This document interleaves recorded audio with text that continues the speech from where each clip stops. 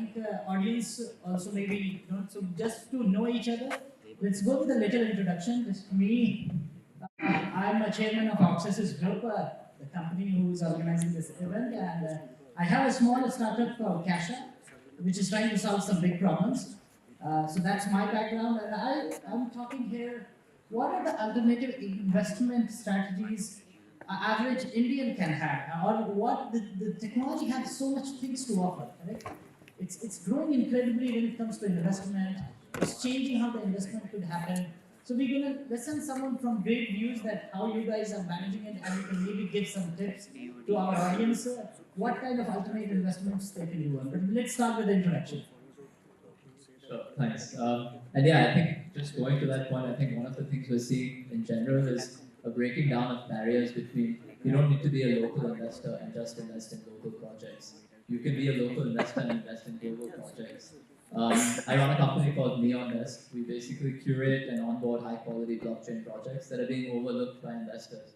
And we showcase certain select ones to our investor base, which consists of sort of global crypto funds, VCs, and angel investors. One of the things we try to do on the investor side is basically source quality projects. A lot of times, especially with the angel community, you see they see only a couple of blockchain deals. And if you have a small universe, then you automatically compare relatively to that universe. And so they typically find that there's really good deals just within those three. But if you expand the universe, that's sort of what we try to do. Basically scour the market for the best blockchain deals and then present them to our investors. On the startup side, we sort of help with scaling, kind of like sort of an aggregator, help them with ecosystem connects, and basically try to help them with scale to the ones we think should actually be promoted, with the mission of basically funneling smart capital into high quality projects. So good evening, everyone. Thank you so much to Kumar for organizing such a wonderful conference. I'm Prashant Surana. I'm co-founder of Snapper. So we are a boutique blockchain consulting company with offices across US, Hong Kong, and India. And apart from that, I'm also a venture partner at Plutus. It's a $300 million VC fund focused on blockchain, started in 2015. We have invested in the best projects in the industry, including Lobby, OKX, Binance, BTCC, one of the first exchanges in China. And we have made a good exits in the industry. And what I personally believe is that Bitcoin has made money open source, and blockchain is bridging the trust open source. So I think the trust is one of the biggest factor in the human history. And I think with blockchain, the trust is being open source. And I'm really excited about about the blockchain playing an important role in the traditional businesses, in the traditional investments, because it's going to unlock potential worth trillions of dollars. So thank you so much. Hi, my name is Ravi, and I take care of all the research and consulting in Medici. I started investing in cryptocurrencies in 2011, and since then, I think it's been pretty nice, pretty good journey since then.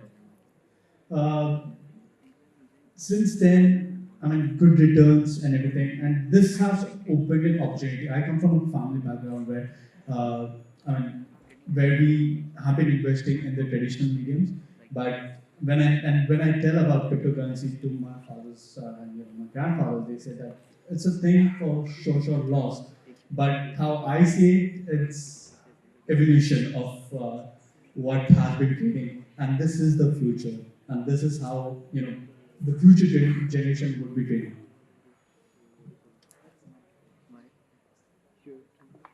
Hello. Very good evening to all of you, and thanks Kumar for organizing this wonderful event. My name is Abhishek Gupta, and I am an investment banker. I help companies for raising private equity. I advise them on mergers and acquisitions. I have been working with ENY, Equus Capital, Veda, and in my last assignment, I was with Rakesh Shijunwala, who is the Governor of India, resident of machinery practice. I have been involved in transactions raising around $1 billion plus in Indian market. What I bring to the perspective is basically issues what a common investor face actually in this country. For example, there are very few options that an investor has to invest in the country. If I talk about the alternative investment options plan. For example, AIF capital. Generally, what happens that in AIF capital, there are three categories: category 1, 2, and 3. In category 1, what happens that any angel investor has to invest at least 25 lakhs, and the minimum ticket size, minimum net worth has to be 25 crore. So what happens that it is not always easy for anybody to invest that kind of a capital at the first. And then there are category 3 investment funds where the investment at least has to be around 2 crore plus. So all these are the issues which blockchain technology can handle actually. So I'll bring that kind of perspective today. Thank you. Good afternoon, good evening, everyone. I'm Oliver Feldmeier, one of the co-founders of Smart Valor. Smart Valor, we are now launching soon. It's the world's first security token exchange focusing on alternative investments. So our goal is to resolve the issue that Abhishek just mentioned and make alternative investments accessible to anyone. They can buy a coin which is represented by real-world assets. So I'm curious now learning if this can be something of interest also for the Indian community. Perfect. So I think we have a pretty diversified panel. We have a big fund from entirely West, correct, from New York, right? And another fund from East, Hong Kong. So I think we are covering pretty much the globe over here. And then we have a research analyst who is in a Bitcoin since 2011, right? Pretty early. I wish I could have discovered Bitcoin in 2011. Man, Ravi, I missed the chance. We should have met maybe in 2011. Correct? And many of us, we think that, but never be late. And I think we also have Abhishek, who's more raising the voice of an average investor. What's the problem which they are facing? And we can see that how, with Mr. Oliver's new solution, we're going to fix that. Correct? So I think we have a solution provider, a real problem, a research, and two funds East and West sitting in the panel. So my question is, let's start with India before going to the global space. India had some kind of regulation when it comes to the investment, when it comes to anything which is related with the money. Because the question first starts with you, because you also have a fund in Bombay. So how you manage both the funds, like how's the operations and the money which is pooled for this? Do you also invite average Indians to participate in that fund, or it's closed only for big guys to make big money? Yeah, so in fact, actually, we're starting with people who have at least a little bit of disposable income. I think most people would agree that the Indian government comes down quite harshly on people promoting retail investments.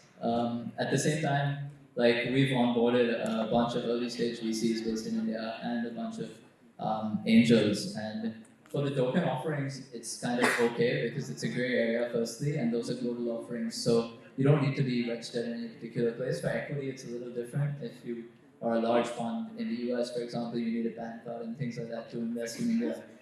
But in terms of interest, if you're seeing just purely from what we've heard, a lot of global investors want to get exposure to some Indian assets, and also local Indians want to get exposure to global assets. And so just breaking down the barriers that I mentioned, I mean, I think it's just a matter of time before the regulations catch up to actually opening the door such that you can do this in a proper manner. But for tokens, it's not really too big of a concern because those are global. How's your fund working? Does that also give chance to average consumers to participate in your fund, or it's only for banks and institutions? Basically, the fund is more of a family base, so we're just 5 partners who run the fund altogether. So it's not actually open to anyone. But before we begin, I would like to touch some key areas of the tokenization, like the basics of it. I think after the ICOs, we are moving towards STOs and stablecoin. So first of all, how many of you understand the securitized token offering space? Could you just raise your hand? Okay, okay. Obviously, so just very few. So basically, securitized token offering are way of investing into equities which are regulated and compliant manner. The difference is that unlike in the traditional space, we invest through some trust, through some funds or some crowdfunding platform, and the transparency is not there when you're investing into it. But with tokens, I think the investments is actually made global, so a global audience could invest both in fiat and also in cryptos. So it's 100% regulated in that way, and also actually the investments accessible to everyone worldwide. So with STOs, we're going to definitely see, more than maybe 50 or even $70 trillion worth of wealth coming into investments, and even the small companies across the globe getting access to easy capital and obviously easy liquidity for the investors, because those could be traded on smart color and they could get an easy exit, and at the same time also very much regulated and compliant. So this is what STO structure is look like. But now, I mean, just so STOs or equity investment could be just one of the potential areas where we could see a big fintech or a blockchain disruption. But apart from that, there are gateways to where we realize this dream of decentralized investments. So I think STOs is just the beginning of getting into a compliant manner.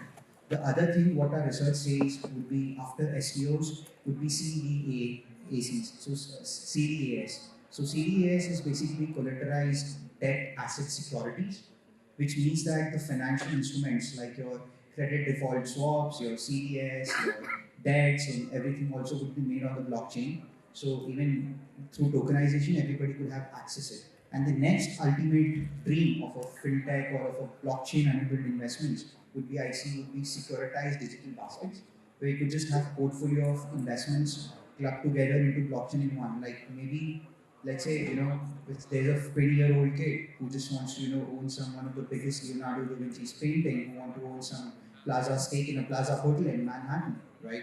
They could basically be a part of this and invest little, and in a transparent way they could hold assets. So this is what I would see the future and would be like, and I think STOs are just the gateways of realizing the decentralized and the transparent investments. Just because you started the talk on STO, so let's talk about that. So because STO is quite a new thing, so we don't understand as an average person. Like we saw just a couple of people they know.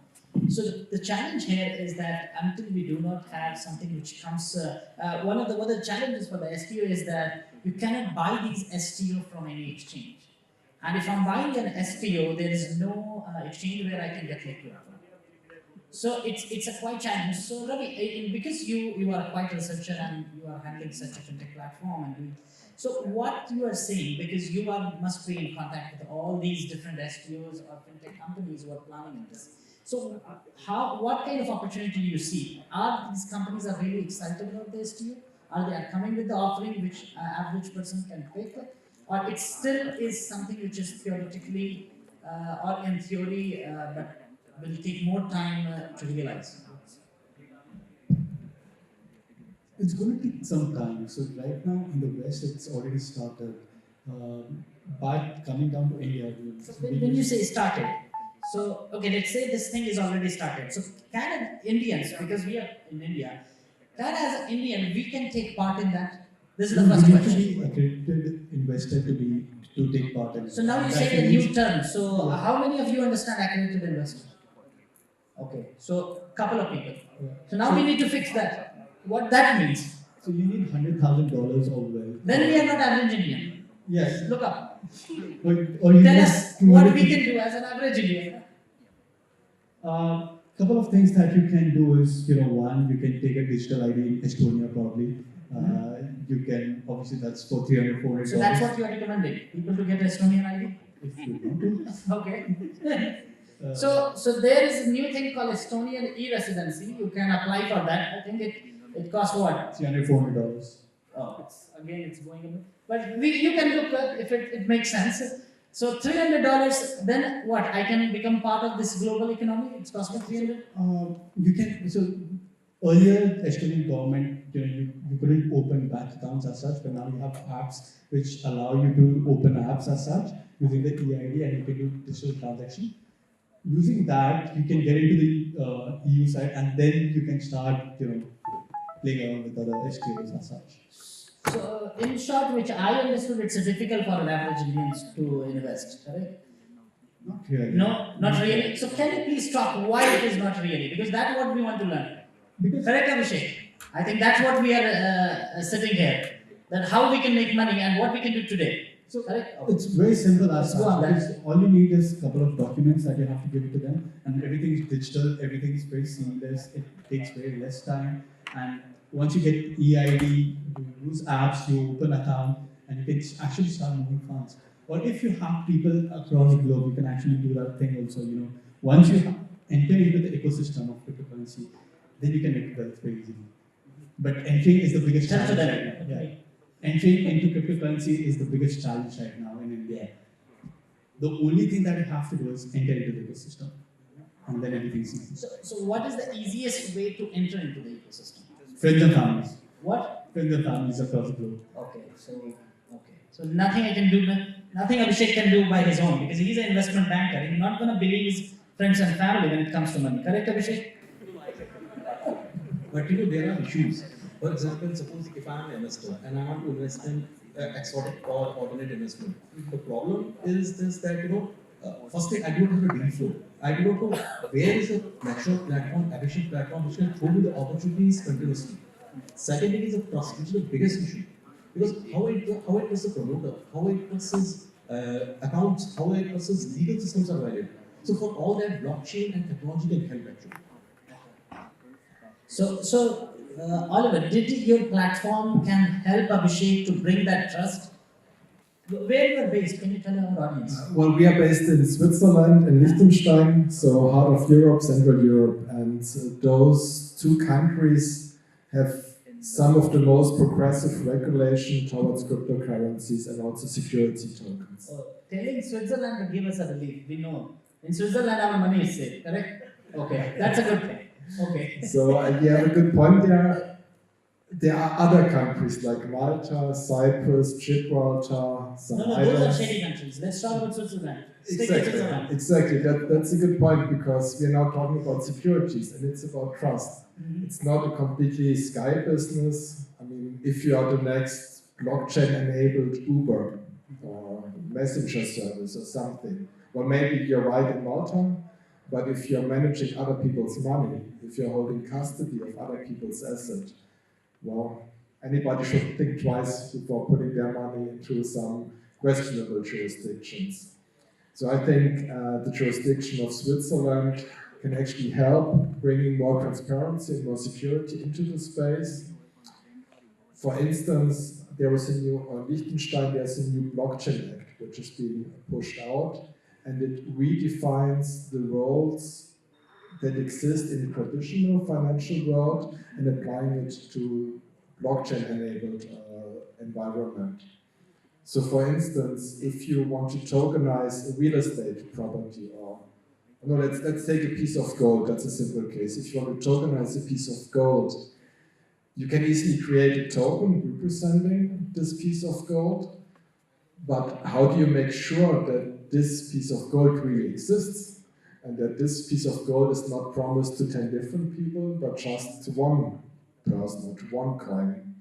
So you need a new kind of intermediary who actually takes deposit of this gold, and you need an auditor involved who then comes into the custodian and verifies that this piece of gold exists, and the amount of gold in the vault corresponds to all the amount of tokens you have handed out to the community. So we need new entities to help us build this trust. And once it's tokenizing on the blockchain, then we can really trust in it because it's visible for everyone. Okay, so what I have a still difficulty understanding, I don't know about the audience, that STO is something is a way ahead, correct? We have the exchange to come and we have things still.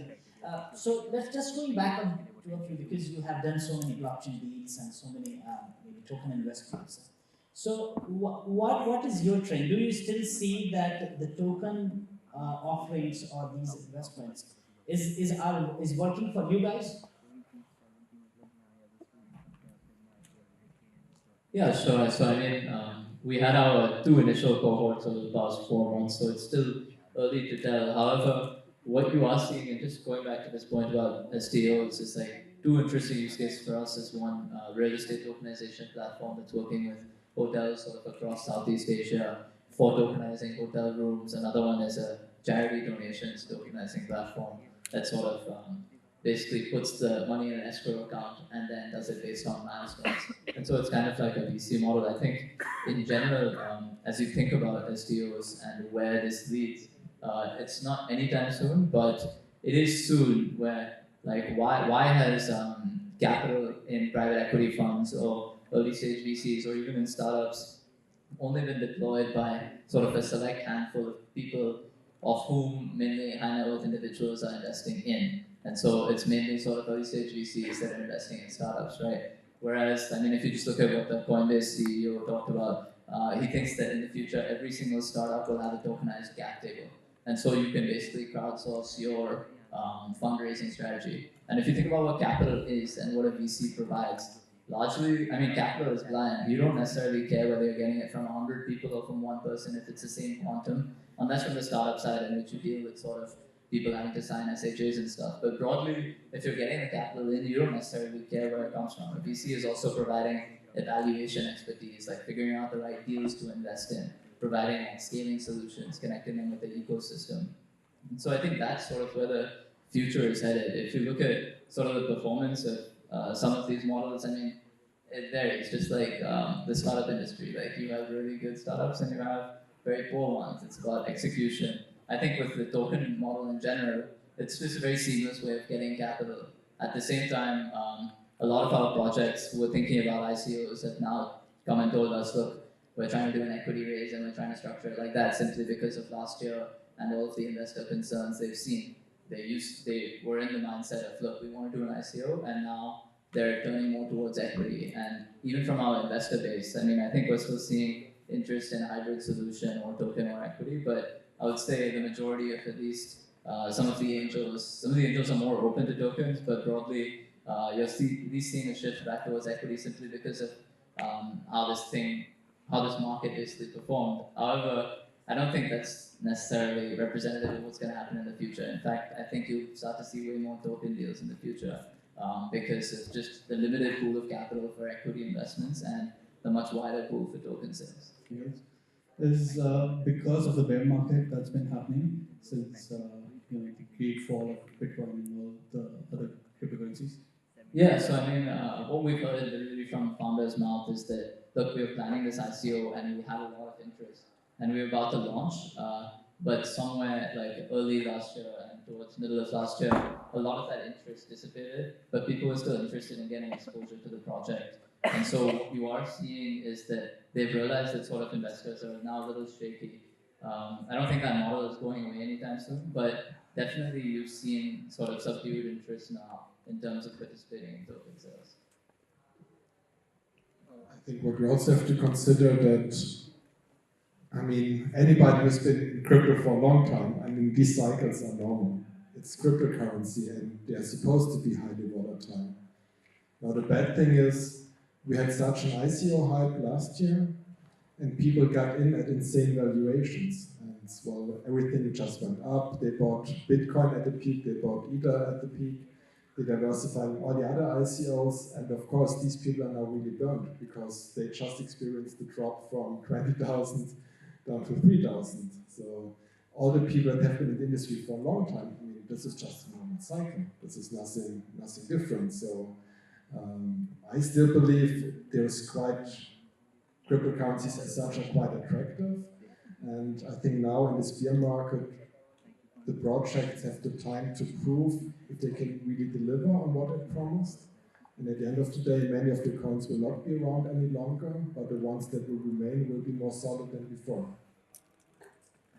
I've been seeing this, the money flows this way. It goes to Bitcoin, Ethereum in the start, then it goes to the altcoins, then it goes to the new project, and then it goes out of the market again. And then the whole cycle actually goes again and again. So that's been my observation for 3 to 4 cycles. That's been so. So at which part of the cycle we are right now? So we get some right time that, okay, which is the good time to get in? Anyone brave enough to make a prediction? No, I think we all want to know the answer. Yes. So previously, all these cycles, if you see, there has been drop around 70 to 80%, and we are somewhere around 75 to 78%. So I think, from my perspective, we are very close to the bottom as such. You know, So after the bottom, what you see? and you could see this thing after JP Morgan announced their coin. All of a sudden, there was surge in the market because people are just waiting for a chance to put their money back inside. Okay. So And all of Feb 14 it was launched. It was around $3,200. Now it's $4,000. So Prashant, because you also have a crypto fund and it's massively invest in crypto company. So what's your thought? Are you keeping your capital to wait for that cycle, and what we gonna expect from your firm? It's gonna come. Okay, so basically, okay, let me go step by step. So first of all, how many of you in the room have exposure to any crypto assets? Could you just raise your hand? Like, okay, great. We have some big players. Yeah, obviously. So I think for those of you who want to understand what blockchain cryptocurrency, just buy Bitcoin. What doesn't matter what matters. So then only you understand. Basically, the psychology goes as you put your money where your mouth is, right? So that's the first thing. And the other thing is that we, as a fund, we basically, invest definitely yes, but at the same time, we need to also make sure how our risk exposure is diversified. That is very important for any fund. Definitely, I believe that the Bitcoin could be the most valuable asset, or the cryptocurrency could be the biggest financial revolution in the history of mankind. Yes, but there is a journey towards it. If you look at the stock market or the stock trading when it started in Netherlands in 1700s, right? People used to trade stocks like that. Even in India, in Kolkata, like if you go, you have Dalal Street in Mumbai, and in Kolkata, the trading used to happen on the street. People just used to bet money like crazy. And then there was a burst cycle where then we realized that we need regulations and a lot of companies, just taking the money and running away. And this thing has happened in the ICO already. So now investors, ecosystem, and even the people are aware where they need to invest and how they need to invest. And now we are slowly transitioning to stable coins, which is a 100% regulated model. So with stable coins, what's going to happen is that yes, you have exposure to a crypto assets, but also your money is stable in your fiat or in those kind of forms. So because it's backed 1:1, right? And then from stable coins, we are transitioning towards STOs, where it's a more regulated form of investment. But at the same time, how the industry moves is that it again depends what is the business use case. For example, I still believe that the utility tokens or the ICO exist or will exist because it solves the problem of moving money or the rewards within the ecosystem. But securities or STOs would give you access to own the equity of a company or to participate in their dividends. So both of this will definitely go hand in hand, and you will always see investors investing in both of kind of a model depending on how the business use case is like. So definitely it's really good to have an exposure, and I mean it's always a good time to buy cryptos because I think they're really too early to say. But at the same time, it's really important to invest where you believe in, because you're gonna hear a lot of stories and a lot of things about that. Because definitely being in the space, a lot of big players who have made good money. But the purpose is not to make money. The purpose is to be a part of a bigger revolution and to head to the purpose what we are solving for. This boom and bust cycle is not to solve the purpose, it's more of a speculation. I would call a lot of people as a tourist because they are the people who entered Bitcoin at $20,000 and tell everyone that it's just 4,000, just move away, it's a scam, right? But honestly, it's not. It's a new financial revolution, and it's good that in this burst cycle we see a lot of people going away. And these will be the same people again who are going to buy Bitcoin at $30,000 just because HDFC Bank says they are starting crypto desk. Yeah. So just to add, because we are at end of the time. So very well, Prashant, you concluded that it's not the ICO or STO. End of the day, it's people who have to believe that what they feel comfortable. First, number one, that how much I can get exposed. Because end of the day, it's an investment. It's nothing can give you the fix. There is no if it is a fix, then it's not called investment.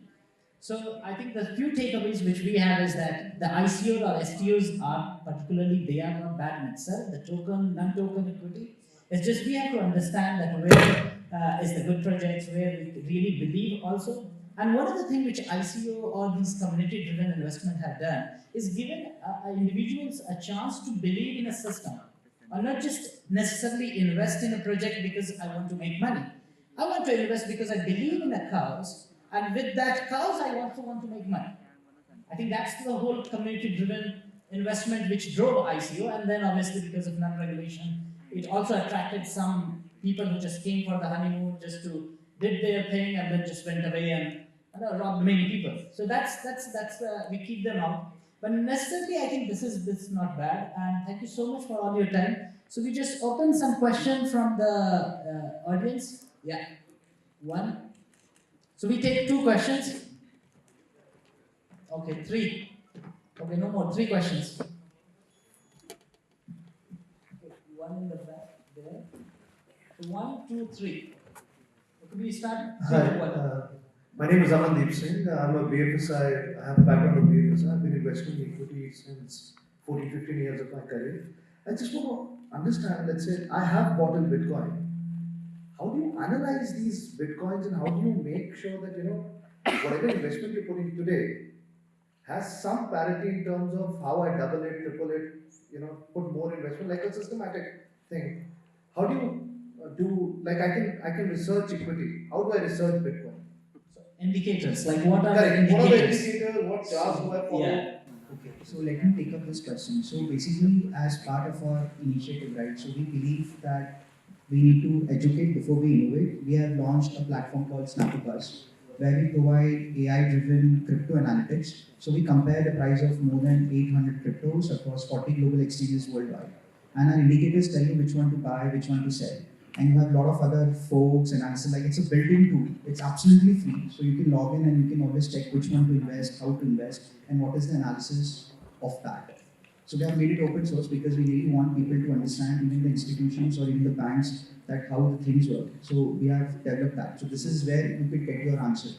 Can you give this in the name or the website? It's Snapper Buzz. So SNAPPERBUZZ. So on that you would find AI crypto analysis where you could see. So this platform we are actually also white labeled to Rockefeller Fund in the US and a lot of other institutions in Hong Kong. The whole idea is to give analysis to majorly family offices and also even individual investors to understand how the entire cycle is and what is a good time and how the entire thing moves. But nevertheless, what I would recommend is that because I personally invest in cryptos using a simple mechanism called SIP, right?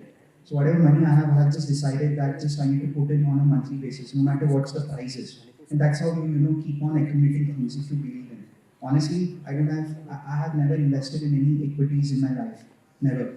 My investments in my life have started with Bitcoins. So I would believe that the best way is basically to just keep on investing through an SIP where you could basically average out the price and to have a target maybe 10 years or 20 years and then make an exit. Just add one small sentence. At the end of the day, it's an investment. And you should do the same homework you did when you did your equity investments. I mean, there are great indicators that are blockchain specific and cryptocurrency specific, and there are great platforms around to look at them. But at the end of the day, you need to have the conviction, you need to do diligence, who are the team behind it, who are the developers, what is the use case, how many customers, how is traction going. It's still back to the fundamentals of investing. Even so, we have the new parameters and technology. At the end, it's an investment decision. Few of the things that I check is one, what's the purpose that project is trying to solve? Second, I see who are the founders of it, what's the background, do they have good expertise or not, who are backing it, how's the ecosystem looking like, who are the community members, how are they contributing, are they speaking about it or not, is there hype or not? And after seeing this, then maybe I invest in any kind of ICO. Very near to equity and IPO, because that's the approach. Whether the buzz is there, whether the company is doing well, management is the matter. You put rightly actually, like you are an equity investor. So what you see basically the quality of the management, how visionary the promoter is, how's the profitability, and how is the sustainability of the profitability. So in crypto world, actually you have to see, how genuine is the use case is actually. Like in ICO, you might have seen a lot of such kind of scams where actually the product was not there at all. So you have to see, you have to validate it as you are doing investment in an equity market. Okay, second question.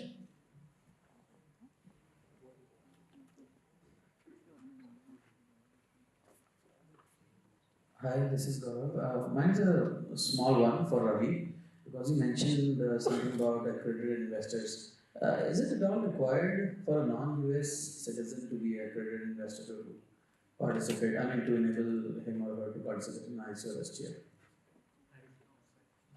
I'm saying you said that you need to be an accredited investor in order to invest. I've like made some large investments above like $10 million in US and non-US projects.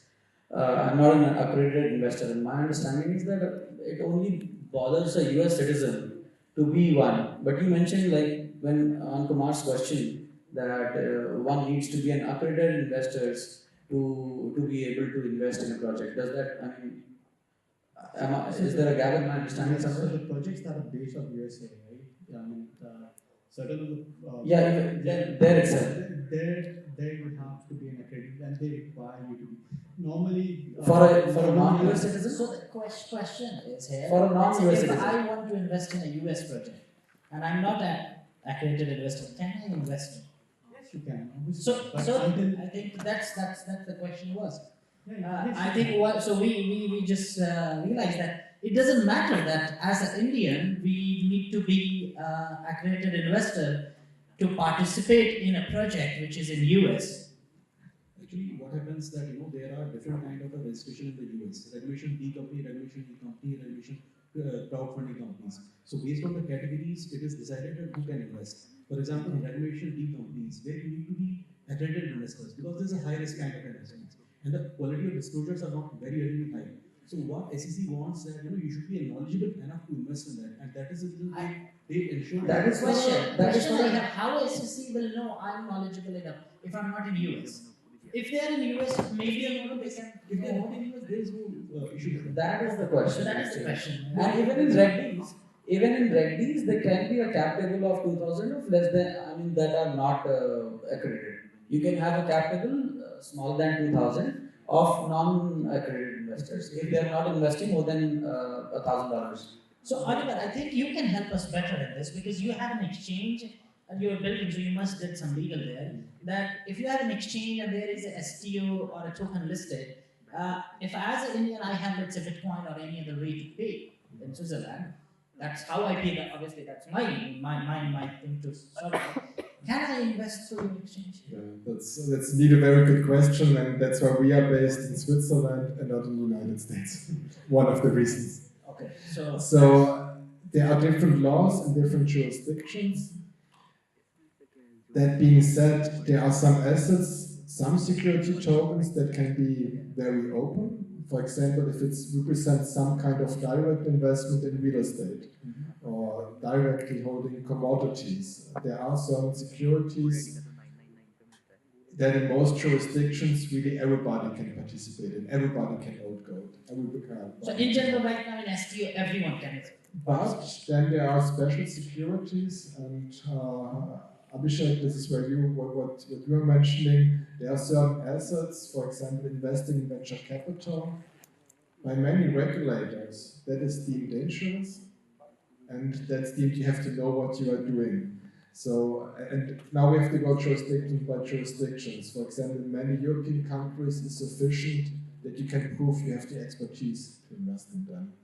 You might not have to hold minimum net worth, but you just might have been knowledgeable. Or you can be knowledgeable because it's part of your business. You're working at a bank, you know about these things.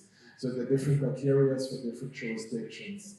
And unfortunately, I cannot give you the answer for India. What exact criteria are here? I think Gaurav, you can answer that better because you said you already did the $10 million investments in different things. So I was just trying to find myself, save myself. I was surprised and afraid of the fact, and with the fact that I need to be a accredited investor now. No, I was trying to find the gap. Where's the gap? No, so I Being just an like to Indian, add- being an Indian, non-US citizen, can I invest in a US project or not? That's the simple question.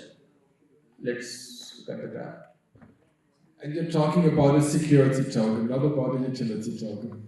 Of course, by the words of SEC, it has to everything is a security. If at all, it's raising fund, Like crowdfunding. Exactly. Like for example, when we issued our token, the Valor token, Yeah. we did it as a utility token, and we got approval from the Swiss regulator that it's a utility and payment token. I'm not talking about. But for the United States, we are only also doing distribution, and here we filed with the SEC as a security. Because the same token in the United States, the same type of token in the United States is classified as security, which in Switzerland is a utility token. So we only have to comply with SEC regulation for the investors. We only take 99 US investors that are accredited. But for anywhere else in the world, except for the countries we are not allowed because of embargoes and so on, sanctions, but from all the other countries, it's a utility and payment token. So for them, these hurdles do not exist. So this is one of the examples. There's not one clear answer. It really depends on each individual use case. We want to stick to the US territory and its rules, and that are defined by SEC. And SEC, I mean, all of us are aware that SEC is in a debate on even Ethereum being a security. I mean, now it's clear, but even if they can call Ethereum a security, rest apart, I mean, everything just falls pretty much clear in a security realm. Yeah, So, but just not to deviate from the original question. So what I understand, and it's my job to as a moderator to just clear this, that if I'm not in US, if I'm not a US taxpayer, to be in a more precise way, or citizen, two things. So either I could be a resident or I could be a citizen. If I'm not, I can invest in STO without being accredited investor. I can, yes. Okay. So, which means, to conclude here in the room, that as an Indian, we all can invest in a security tokens unless someone here is paying taxes in US. Correct? Okay. Next question. Yeah, please. Fifth row.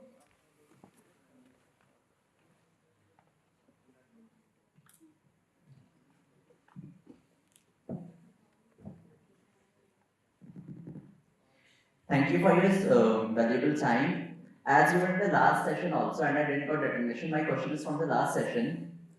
It is like topic for using blockchain in registration of cars was being used. Like if a car is sold, then it can be recovered. But in Delhi, when a car is stolen, then it is not like it is sold immediately part by part. So how do you get it? And my second question is that it was told that no one can use a credit card without a PIN in India, but you can make transactions of up to 2,000 with latest technology without a PIN.